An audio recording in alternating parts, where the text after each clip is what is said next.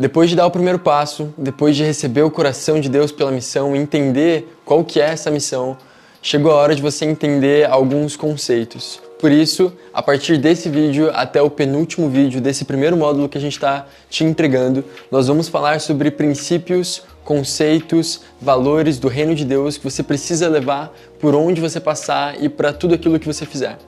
Para esse primeiro vídeo, para esse primeiro princípio, conceito do reino de Deus, eu quero que você de novo pegue uma caneta, pegue um lápis e você vai fazer o seguinte: você vai escrever uma lista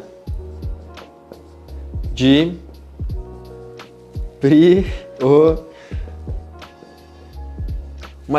prioridades. Você pode escrever mais bonito que eu, escrevi rapidinho aqui para vocês. Você vai escrever agora uma lista de prioridades. Então pausa esse vídeo agora e você vai escrever uma lista com as suas 5 prioridades de hoje. Foi? Beleza. Então vamos dizer que nessas 5 prioridades você colocou, sei lá, família, pode ter sido a sua terceira. Tá baixo para família, mas pode ter sido. Talvez o seu segundo seja seus amigos você acha que eles são uma prioridade para você. Talvez o seu quarto seja a escola, os estudos, então os estudos. E talvez o seu quinto sejam, sei lá, esportes, um hobby, futebol. Talvez o primeiro você tenha deixado um espaço exclusivo para Deus. Você é um bom crente, bem espiritual, sua vida espiritual é uma prioridade para você e você fez desse jeito. Qual que é o problema disso? Qual que é o problema desse modelo de lista de prioridades? Quando eu digo que os meus amigos eles são uma prioridade na minha vida, isso automaticamente te diz que eu gasto bastante tempo com os meus amigos, que eu sou intencional em chamar eles para fazer parte do meu dia a dia, que eu incluo eles na minha vida. Se eu te digo que os meus estudos são uma prioridade, você vai olhar na minha rotina e você vai ver que eu gasto grande tempo, grande parte do meu dia estudando. É isso que isso quer dizer. Agora, quando eu faço uma lista de prioridades e eu incluo Deus nessa lista, o que isso quer dizer? Seja sincero, você consegue passar mais tempo orando do que você passa socializando com seus amigos? Você consegue passar mais tempo lendo a Bíblia do que você passa estudando para a escola? Você consegue passar mais tempo na presença de Deus, naquele tempo só você e Ele, do que você passa com a sua família, jogando futebol, seja o que for que você colocou nessa lista? Não consegue. Então será que Deus realmente é uma prioridade? O ponto aqui é que Deus não quer se encaixar como se Ele fosse uma área da sua vida, uma parte da sua vida, um ponto dentro da sua lista de prioridades. Talvez o que Deus está nos chamando a viver seja uma coisa um pouco mais parecida com um círculo de prioridades. Nesse círculo, Deus se encontra no meio. Isso significa que todas as outras áreas da sua vida, todas as suas outras prioridades, elas giram ao redor dele. Quer dizer que quando eu estou com os meus amigos, eu faço isso para Deus, por Deus, com Deus. Quando eu estou estudando, eu faço isso para Deus, com Deus e por Deus. Quando eu estou jogando futebol, eu faço isso para Deus, com Deus, por Deus e assim por diante. Você faz as coisas com Ele, você faz as coisas para a glória dEle, você faz as coisas através dEle. É isso que Ele está te chamando para viver.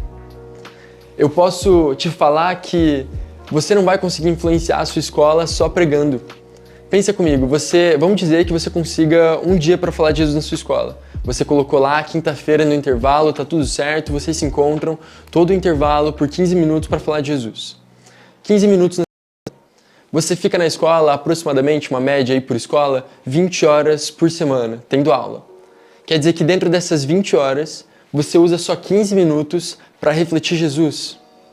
Quando a gente faz a conta, 20 horas, 15 minutos, isso quer dizer que de 100% do seu tempo dentro da sua escola, você usa 1,25% para refletir Jesus para as pessoas. Isso é muito pouco, isso é muito insignificante, comparado a todo o resto do tempo que ela está sendo atacada por outras ideologias, informações, pensamentos. A gente precisa influenciar 100% do tempo. Como? Eu acho que um bom exemplo para a gente entender é Daniel. A gente vai falar mais sobre Daniel para frente nesse vídeo, mas em específico para o começo da sua história. Então Daniel e seus amigos, eles foram levados para outro lugar, foram tirados da sua terra e agora eles são obrigados a participarem desse treinamento rigoroso para fazerem parte ali junto com o rei e do governo. Nessa, o rei pede para que todos os jovens que foram recrutados de outro lugar e trazidos para cá como escravos, ele pede para que todos esses se alimentem de um banquete do rei. Então o rei coloca um monte de comida, um monte de coisa boa para eles comerem, vinho, comida boa, sustância, e ele fala, vocês precisam comer isso. Esses jovens, Daniel e seus amigos, eles sabiam que aquela comida era entregue a ídolos, não era uma comida santificada a Deus, e eles não comeriam isso. Então eles chegaram nesse cara e eles falaram que eles não comeriam da comida do rei, eles não se contaminariam com aquelas comidas impuras, e ele fala, então vamos fazer um experimento. Você vai dar pra gente só vegetais e água. E aí depois do fim, nesse tempo aí todo que vocês passarem nesse treinamento, a gente vai ver o que aconteceu. Sabe o que aconteceu? Daniel e seus amigos, eles eram mais sábios, mais inteligentes e mais fortes do que todos os outros homens. Eles não comeram a comida que deixaria as pessoas fortes, mas eles ficaram mais fortes. Eles não estudaram da mesma forma que as outras pessoas estudaram, mas eles ficaram mais sábios, mais inteligentes. O que isso quer dizer? Quer dizer que Deus foi revelado através do conhecimento, através da força, através das coisas que o mundo queria ser bom, eles agora foram bons para a glória de Deus. As pessoas da sua sala talvez queiram ser bons profissionais. As pessoas da sua sala talvez queiram boas notas. O que Deus está te chamando dentro da sua escola não é só para pegar o microfone e falar de Jesus durante o intervalo, mas é que você se destaque. Não se destaque para a sua glória, para a sua fama, mas para a honra e para a glória do Senhor. Que através das suas notas o Senhor seja glorificado. Que através do seu comportamento o Senhor vai ser glorificado. Através da sua gentileza, através do quão educado você é, através do seu comportamento dentro e fora de sala, o Senhor vai ser glorificado. Eu acredito, e é isso que a gente tem visto na história dos cristãos, que o Senhor está levantando em vocês, nessa geração de adolescentes, uma geração que honra o Senhor, sendo os melhores alunos da sua escola. Eu acredito que você que está vendo esse vídeo, você vai testemunhar do Senhor fazendo grandes coisas através das suas notas, através dos seus estudos, através da sua dedicação. O Senhor renovando as suas energias para que você estude como você nunca fez antes. O Senhor te dando habilidade para que você jogue futebol como você nunca fez antes. Para que você honre os seus pais dentro de casa como você nunca fez antes. O Senhor está te levantando para que você o honre através de todas as áreas da sua vida. Então talvez o que da sua vida não vai mudar muito. Você se alistou para entrar na missão de Jesus, isso você já entendeu, mas talvez as coisas que você faz não vão mudar muito. Agora, o como você faz e o porquê você faz vão mudar completamente.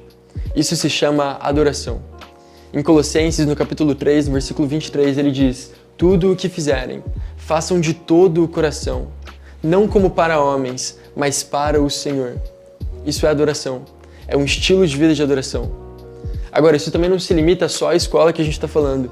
Isso inclui todas as áreas da sua vida. Então eu preciso te perguntar, você tem honrado o Senhor através das suas redes sociais? Através das fotos que você posta? Isso tem glorificado a Deus? É o que Jesus faria? Você tem honrado ao Senhor dentro da sua casa? Quando a sua mãe te pede para fazer alguma coisa, e aí você fala, depois eu vou, e você nunca faz, você acha que isso está honrando ao Senhor? Se você não honra o Senhor com 98,75% do seu tempo, você acha que aquele 1,25%, os 15 minutos de intervalo, vão ser recebidos pelo Senhor como adoração? Não vão. Outra história que a gente tem na Bíblia está em 2 Crônicas, no capítulo 9. Ali existia essa rainha, chama Rainha de Sabá, e ela vai visitar Salomão. Ela ouviu que esse rei, Salomão, ele tinha uma sabedoria muito além do que qualquer pessoa já tinha visto antes. E Deus tinha dado para ele essa sabedoria.